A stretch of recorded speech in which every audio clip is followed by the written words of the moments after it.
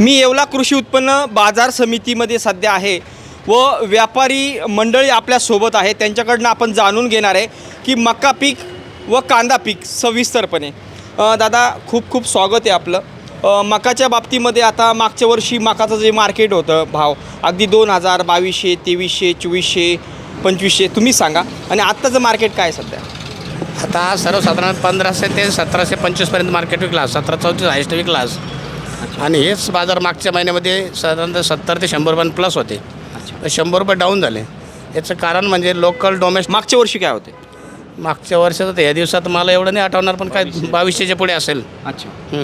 ती माहिती तुम्हाला बाजार समितीत भेटून जाईल. बरं. ते आकडे तुम्ही बाजार समितीतून घ्या. माझ्यामध्ये 2200च्या पुढे असेल. आज एवढा कमी झाला. काय वाटतं एवढं जे मार्केट डाऊन झालं आहे, अगदी मी बघितलं 1500, 1600 किंवा 1650, नेमकं एवढं डाऊन होण्याचं कारण काय? याचं एकमेव कारण म्हणजे डिमांड अँड सप्लायमध्ये मोठा फरक आहे. मागच्या वर्षाच्या मानाने आता जवळजवळ 4 लाख टन मार्केट कमिटीमध्ये मकाची आवक होऊन गेली. म्हणजे भरपूर मका पिकलेला आहे यावर्षी. आणि जे एक्सपोर्ट होतं आपल्याकडे, एक्सपोर्टची जी क्वालिटी पाहिजे, आजही आपल्या मार्केटमध्ये 60 ट्रॅक्टरची आवक आहे, पण त्यातले 10% ट्रॅक्टर एक्सपोर्ट क्वालिटी येतात. एक्सपोर्ट कधीपासून बंद झालं आहे नेमकं? ॲक्च्युली बंद झालेलं नाही, एक्सपोर्ट चालूच आहे. त्याचे रेट तुटले आहेत. अच्छा. रेट कमी झाले. मागच्या महिन्यामध्ये आम्ही एक्सपोर्टचे स्पॉट कंट्री तर 1725 भरत होतो. आज तेच कंट्री 1600 ते 1650 मागताय. आणि कुणी एक्सपोर्टर घ्यायला तयार नाही. भावापेक्षा एक्सपोर्टर कोणी धजवत नाही. का धजवत नाही याचं काही कारण आम्हाला माहीत नाही, पण एक्सपोर्टर कोणी येत नाही पुढं. त्याचे प्रॉब्लेम काय आहे ते एक्सपोर्टर लोकांनाच माहिती. पण मागच्या महिन्यामध्ये क्वालिटी इश्यू असेल, रेट इश्यू असेल. मागच्या महिन्यात जसं एक्सपोर्टर डिमांड होतं तसं राहिलाच नाही. आता आपल्यापैकी कोण कोण मकाचं एक्सपोर्टमध्ये माहिती देऊ शकतो? मी सगळे देऊ शकता ना. अच्छा. मला एक सांगा, 2400, 2500, 2300 मार्केट होत होतं. शेतकऱ्यांमध्ये समाधानी होती मी. म्हणजे आज जर बघितलं तर शेतकरी अगदी हातबल झाला आहे. वास्तविक कांद्याचं मार्केट पण 500, 600, 700 आणि मकातून खर्च समजा 10-1000 होत्या बोखा, पण आज ते पण म्हणजे मुश्किल झालं आहे. एखादा खूपच चांगला शेतकरी असला, चांगलं उत्पादन काढला तर होतं. काय नेमकं एवढं मार्केट डाऊन असण्याचं कारण काय? लोकांनी ना कांद्यापासून वळून मक्याजवळ गेले लोक, आणि मकाचा थोडासा मागणी कमी असल्यामुळं पुरवठा जास्त झाला आणि एक्सपोर्ट लोकांची पडतल कमी बसली. त्यांना ह्या भावात पॅरामीटर बसत नाही आहे एक्सपोर्टला. त्याच्यामुळं थोडं एक्सपोर्ट शांतता आहे. आणि डोमेस्टिक मार्केटला माल भरपूर असल्यामुळं डोमेस्टिकला बाजार उत्पन्न म्हणजे त्यांची मागणी कमी आहे. त्या हिशोबाने जर एक्सपोर्ट जर चालू झालं किंवा जास्त प्रमाणात घेतलं त्यांनी तर मार्केटला 5-50 रुपये हातभार लागू शकतो. एक्सपोर्टची नेमकी अडचण काय? नेमकं चालू आहे का बंद आहे का? नेमकं अडचण का? एक्सपोर्ट चालू आहे, पण त्यांच्या रेटमध्ये बसत नाही आहे. त्यांचे बाजार समोर जी त्यांचं पॅरामीटर आहे, त्यांचं पॅरामीटर बजेटमध्ये बसत नाही रेट. आणि क्वालिटी त्यांची एक्सपोर्टची फक्त 10 ते 15% क्वालिटी. बाकी सगळं डोमेस्टिकला पोल्ट्री चाललं असा माल येतो आहे. हलका माल जास्त आहे, इथेनॉल क्वालिटी माल जास्त आहे. आपल्यातील येवल्यातील प्रसिद्ध व्यापारी आहे दादा. कांद्याचं मार्केटसुद्धा अगदी डाऊन आहे. सध्याची वस्तुस्थिती काय आहे? बांगलादेश किंवा इतर कंट्रीमध्ये एक्सपोर्ट चालू आहे का? आपण दोन वर्षापूर्वी बांगलादेशला माल न दिल्यामुळे त्यांनी स्वतः स्वयंभू होण्याचे ठरवले. आणि आजच्या तारखेला बांगलादेशमध्ये स्वतःच्या 600 ते 700 गाड्याची आवक आहे. पूर्ण वर्षभरात जो बांगलादेशला एकूण उत्पादनाच्या 20-22% माल जायला लागला होता, तो आज 2 किंवा 3%सुद्धा माल जात नाही. त्याचा बाजारावर फार मोठ्या प्रमाणावर इफेक्ट आहे. नेमकं कारण काय आहे? म्हणजे का जात नाही? बांगलादेश आपल्या सोडदोड प्रवृत्तीमुळे बांगलादेशने स्वतःचं उत्पादन वाढवलं आणि त्यामुळे बांगलादेशमध्ये जो माल जात होता त्यांच्या स्वतःच्याच 600 गाड्याची आवक आहे. जितकी बांगलादेशला स्वतःला कांद्याची गरज आहे, तो कांदा ते स्वतः पिकवत आहे. भविष्यात ते सुद्धा एखाद्या वेळी एक्सपोर्टर स्वतः एक्सपोर्ट करायला लागले तर त्याच्यात नवल मानायचं काही कारण नाही. ज्यावेळेस कांद्याचं मार्केट वरती जातं, मला जाणून घ्यायचं आहे की ज्यावेळेस कांद्याचं मार्केट उंच होतं व अगदी 2-3 दिवसातच अगदी 3-4 हजाराचं मार्केट एकदम डाऊन होतं, 1000, 1200, 1400वर येतं. नेमके काय घडामोडी घडतं वरती? सर्वसाधारणतः 4 वर्षापासून कांदा या विषयात सरकारने पूर्णपणे हस्तक्षेप ठेवलेला आहे.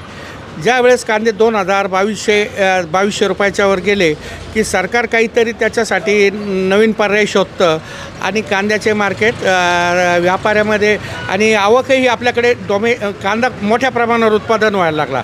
त्याच्यामुळे बाजारपेठेवर ताबडतोब परिणाम जाणवतो. नाही, यंदा तर मका सोडून म्हणजे कांदा सोडून मकाकडे पण शेतकरी भरपूर वळाले आपल्याकडे. आता मागच्या वर्षी मक्याला ह्या टायमाला 2200 रुपये भाव होता. आज सरासरी 1600 रुपये भाव आहे. सर्वसाधारण ते 600 रुपये गॅप आहे. मी जसा व्यापारी आहे तसा शेतकरी आहे. 600 रुपयाप्रमाणे मला एकरी 18,000 रुपये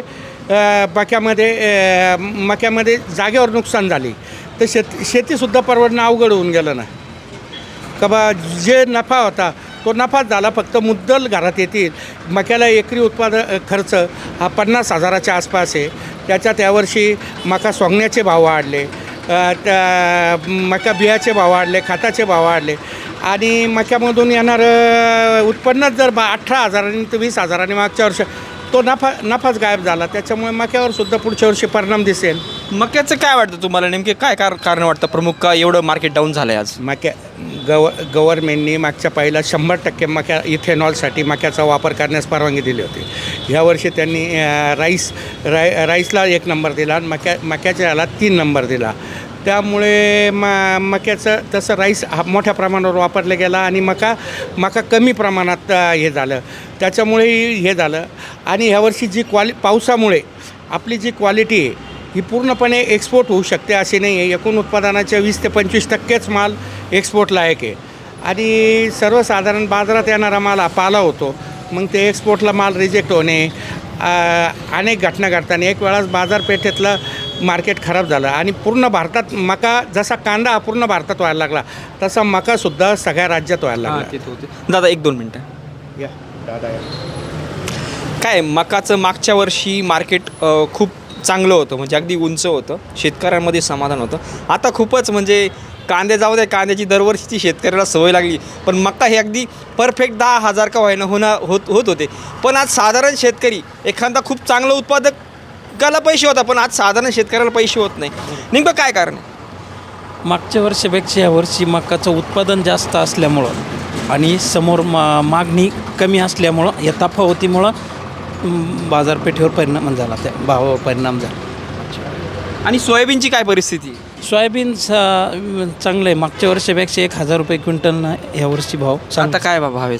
5200 रुपयापर्यंत विकते. 5,000 ते 5200 रुपयापर्यंत. आणि त्याचं एक्सपोर्ट वगैरेचं कसं आहे? काय एक्सपोर्ट होती का? इथून सोयाबीन सीड जातं आपण, एक्सपोर्ट नाही होत. हां या ना 2 मिनटं या ना.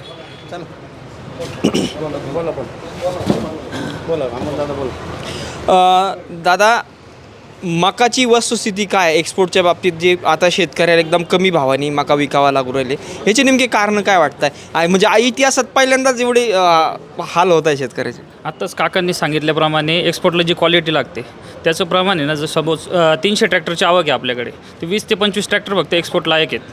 त्यात आमच्याकडून खाली करताना थोडा बेसळपणा झालं, ते माल एक्सपोर्टला रिजेक्ट होतात. त्यासाठी आपल्याकडे आत्ताच यावर्षी खूप अतिवृष्टी झाली, अतिवृष्टीमध्ये बरेच माल खराब झाले. मीडियम माल हे एक्सपोर्टला 99% चालत नाहीत. अच्छा. आणि एक्सपोर्टची मागणी हळूहळू संत होत चाललेली. सुरुवातीला 1800 1850पर्यंत एक्सपोर्टला मागणी होती, तेच आता गेल्या महिन्यापेक्षा आत्ता 100 ते 125 रुपयांनी रिवर्स आहेत बाजार. प्रमुख कारण काय वाटतं तुम्हाला? कसले एक्सपोर्टचे? कमीचं मेन कारण काय वाटतं? एक्सपोर्टला गिराईक फार कमी आहे. जसं उत्पन्न निघालं आहे त्या प्रमाणात मागणी फार कमी आहे एक्सपोर्टला. आणि पूर्वीची परिस्थिती काय होती? पूर्वी एक्सपोर्टला चांगल्या प्रमाणात मागणी होते. का आता का नाही? मकाची क्वालिटी चांगली होती आणि आपल्या तुलनेत अमेरिकेची मका बेस्ट आहे सध्याच्या परिस्थितीत. अच्छा. त्याप्रमाणे एक्सपोर्ट कुठं होते? कोणत्या कंट्रीमध्ये आपल्या? व्हिएतनामला होते, मलेशियाला होते.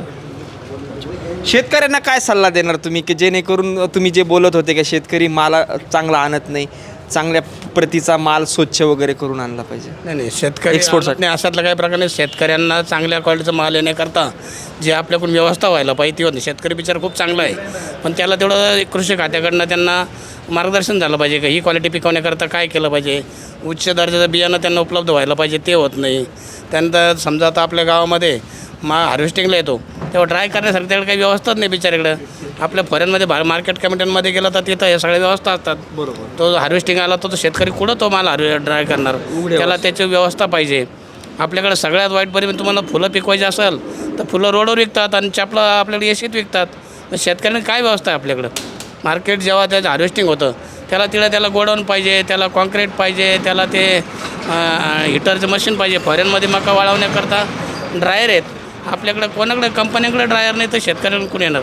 ड्रायर यायचं झालं त्याला मोठी इन्व्हेस्टमेंट आहे, गव्हर्नमेंटने ती व्यवस्था केली पाहिजे. काय त्याच्यामुळे- वाटतं भविष्यात बोला ना तुमचं वाक्य पूर्ण करा.